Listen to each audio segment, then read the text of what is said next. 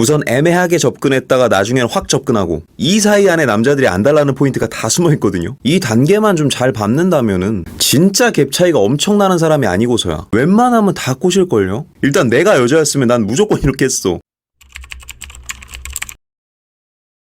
2월부터 모임에서 알게 된 남자에게 마음이 생겼는데 친해지는 게 쉽지 않습니다. 서로 연락처는 알지만 따로 연락한 적도 없고 그 사람은 제가 마음이 있다는 것도 모를 거예요. 알걸요? 모임이라면 어쨌든 같이 있는 환경에 서로 있다는 거 아니에요. 그럼 웬만하면 티가 날 겁니다. 되게 혼자 누군가를 몰래 좋아하는 분들의 특징이 뭐냐면 내가 먼저 티내지 않았으니까 저 사람도 내가 마음이 있다는 걸 모를 것이다 라고 생각하는 경향이 있는데 웬만해서 한 90%는 이미 알고 있습니다. 제가 그걸 말로써 뱉지 않아도 제가 종종 얘기하지만 사람들의 소통 반 이상은 다 비언어입니다. 그 사람이 앞에 있을 때 보이는 미세한 표정 변화, 말투, 제스처 이런 구간에서 나도 모르게 티가 나는 경우가 많아요. 아무것도 안 해보고 끝내기에는 미련이 남을 것 같아 용기 내 사연 보냅니다. 연애 경험이 많이 없는 숙맥이라 적극적으로 다가가는 것도 힘들고 하루하루 머리만 복잡해지고 불안해집니다. 근데 이 사연이 재밌는 게 이렇게 해놓고 밑에 뭐라고 적은 줄 알아요? 추신, 여자친구가 없다는 건 이미 지인들을 통해 확인해둔 상태입니다. 적극적으로 다가가는 게 힘들어서 앞에서는 아무것도 못하면서 뒤에서는 이미 막 007 작전 해놓은 거야. 막 지인들한테 수소문해서 물어보고 확실히 마음이 많이 커져 있는 것 같아요. 근데 여기서 하나만 더 말씀해드리면 내가 좋아하는 사람이 막 정보가 알고 싶어서 지인들을 활용할 수는 있거든요. 근데 그 과정이 진짜 조심해야 돼요. 지인들을 활용할 거면 진짜 티 안 나게 뭐 그런 거 있잖아. 뭐 대화 도중에 막 밥 먹으면서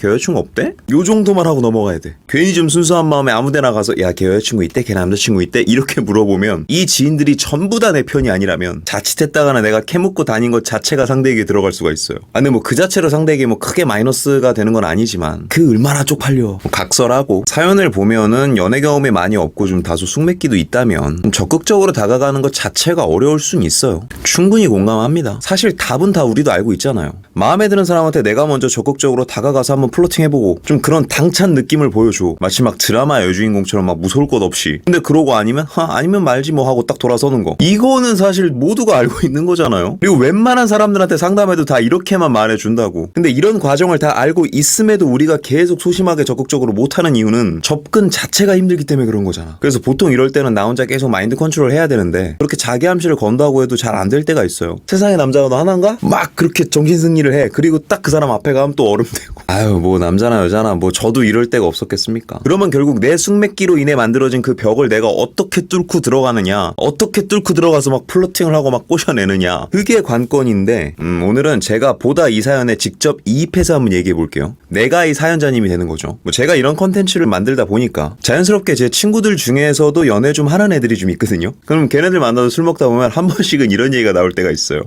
내가 여자였으면 솔직히 남자를 다 꼬셨어.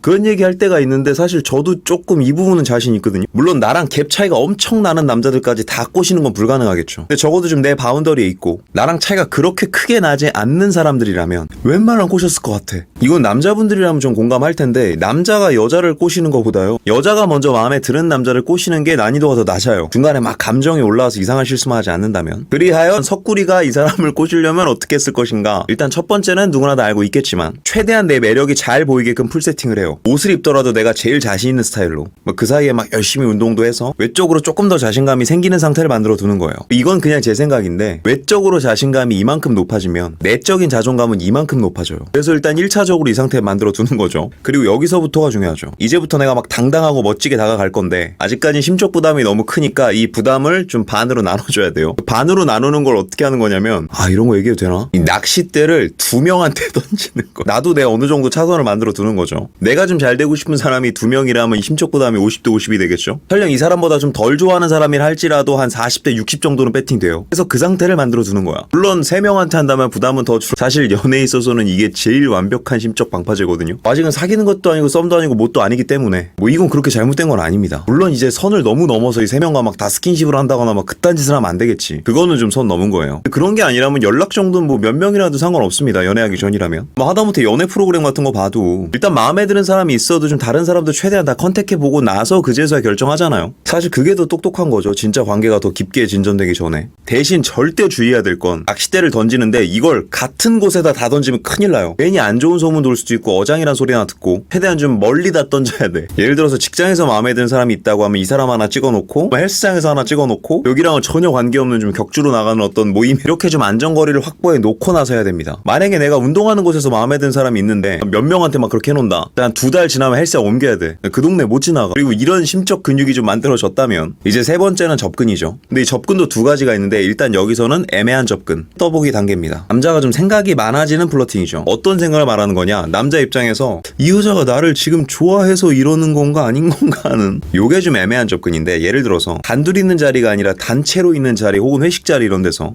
난 정대리님 옆에 앉아야지 하고 앉는다든지 그리고 이제 앉으면 좀 뭐 챙겨주는 거죠. 뭔가 단체로 있는 자리에서 이러는 거 보니까 뭐 딱히 나를 어려워하는 것 같진 않고 그럼 내가 편해서 그런 건가? 괜히 이거 갖고 좀 호감을 생각하면 김칫국이겠지? 이 느낌을 들게 해야 된다 이겁니다. 아니면 무언가를 부탁하는 거죠. 제가 이게 좀 어려워서 그런데 이 자료 정리한 거 좀 도와주실래요? 해서 그 사람이 그래요 하고 도와주면 나중에 이제 답례로 무슨 포장되어 있는 초콜릿 같은 걸 주면서 편의점 초콜릿 이런 거 말고 편의점에 있는 거보다는 한 2-3천 원 비싼 거 그런 거 주면서 이런 멘트 하는 거죠. 어제 친구랑 백화점 갔다가 저번에 도와주신 것도 있고 해서 하나 샀어요. 그냥 호의라고 보기에는 나름 정성이 느껴지는데 내가 저번에 도움을 줬으니 답례한다라는 명분이 깔려있으니 쉽게 오해할 수가 없는 거죠. 그러니까 이 두 개가 좀 헷갈리게 찾아와야 돼. 원래 이 여자는 성격이 이런가? 이게 애매한 접근. 그리고 여기까지 됐다면 그 다음은 확신의 접근이죠.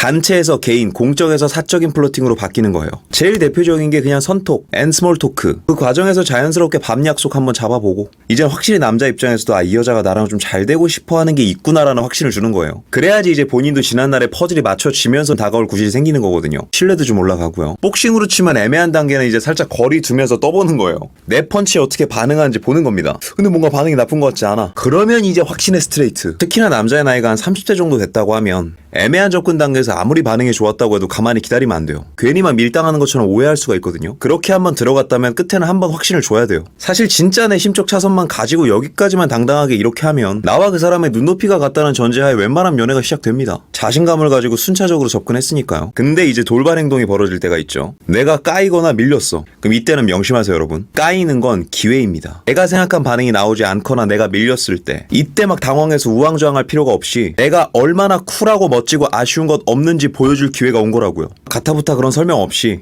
오케이? 전 그냥 친해지고 싶어서 그랬던 건데 부담으로 느끼셨다면 정말 죄송해요. 요런 태도로 한 발 빠지는 거예요. 그리고 앞으로 한 달 정도는 진짜 연락 안 하면서 일지망이 망했다면 이제 이지망으로 가야죠. 그러면서 이제 진짜 잘 사는 모습도 보여주고 오다 가다 마주치면 내가 더 반갑게 인사하고 그러다 보면 어느 순간 이제 얘가 내 눈치 본다? 한편으로는 그런 생각이 들죠. 이 사람 내 생각보다는 되게 자존감이 높네. 뒤에 태도만 이렇게 하면 까인 이후에도 계속 눈이 갈 때가 있다니까요. 대신 이제 한 달 정도는 절대 먼저 연락하면 안 돼요. 아예 아쉽지 않다는 걸 보여줘야 되니까. 나도 좀 회복할 시간이 필요하고 그러면 이 타이밍에 연락 오는 경우도 꽤 있어요. 근데 이제 마지막으로 그 사람이 그렇게까지 시간이 지났는데도 나한테 연락이 안 온다 하면 한두 달 정도 있다 내가 먼저 선톡해보는 겁니다. 근데 여기서는 관건이 선톡을 했는데 막 구구절절 이어가는 게 아니라 한번 선톡하고 몇 번 티키타카 하다 그냥 내가 먼저 끊고 나가는 거야. 뭔 짓인가 싶죠. 이 과정을 씨앗침기라고 하는데 설령 내가 까였더라도 마지막 태도로 인해서 가치를 많이 올려둔 상태죠. 근데 한 번 더 접근을 했어요. 근데 그다지 뭔가 바라는 건 없이 그냥 사라지는 거죠. 남자에겐 작은 생각의 씨앗이 심어집니다. 날 완전히 정리한 줄 알았는데 아직은 마음이 있나?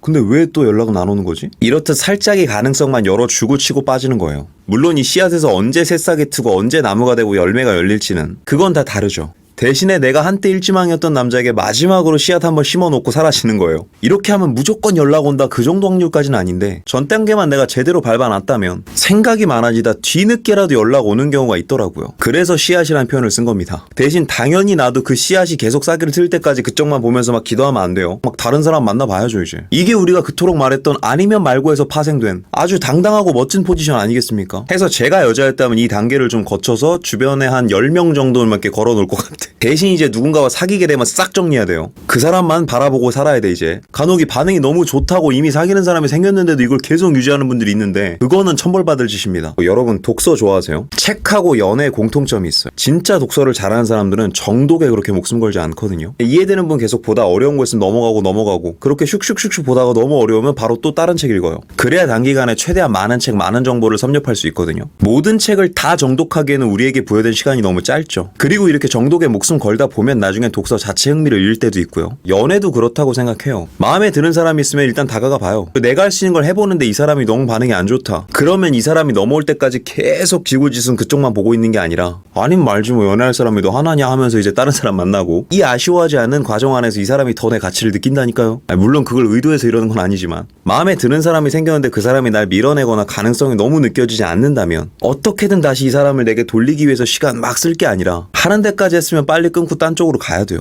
이미 나한테 마음이 없는 사람한테까지 헌신할 정도로 시간이 많은 게 아니거든요, 우린. 빨리 더 좋은 사람, 나랑 맞는 사람 만나야죠. 너무 어려운 상황에 목숨 걸다 보면 정독에 목숨 걸던 사람이 독서 자체에 흥미를 잃듯 마음고생이 길어지면 언젠간 우리의 연애적 자존감 자체도 박살이 납니다. 그럴 이유가 뭐가 있을까요? 그러니 내가 좋으면 다가가 보고 아니면 쓸데없는 데 시간 쓰지 않고 빨리 다른 사람 만날 수 있는 아무쪼록 그런 현명한 여러분이 되시기 바랍니다. 우리의 삶은 종종 포기하는 순간 새로운 길이 보일 때가 많으니까요. 포기가 마냥 나쁜 것도 아니고 포기만큼 용기 있는 행동도 없다고 봅니다. 오늘 제가 준비한 내용은 여기까지고요. 오늘도 영상이 마음에 드시는 분들은 여기 있는 사진 한번 눌러주시고 구독과 좋아요, 알림 설정 부탁드릴게요. 아프지 말고 삽시다. 석구리였습니다.